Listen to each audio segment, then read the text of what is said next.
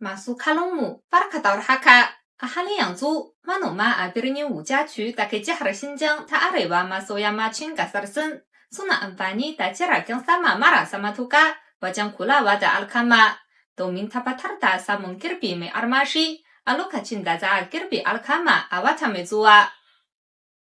Yanzu haka ana cikin muhimmin lokaci na dab da nunar alkama a gonaki masu faɗin eka 27,000. Inda manoma ke amfani da jiragen sama marasa matuka wajen fesa magani cikin gonakin domin kantagarkin barnar gwari da yaƙi da bala'in iska mai zafi da kuma dakile kwanciyar alkama a ƙasa da dai sauransu. A sai ɗaya kuma, tawagar masanan aikin gona na gudanar da bincike na yau da kullum a cikin gonakin domin sa ido kan yadda alkama ke girma da yanayin ƙasar gonakin da kuma barnar gwari domin ƙara fahimtar yanayin da gonakin suke ciki.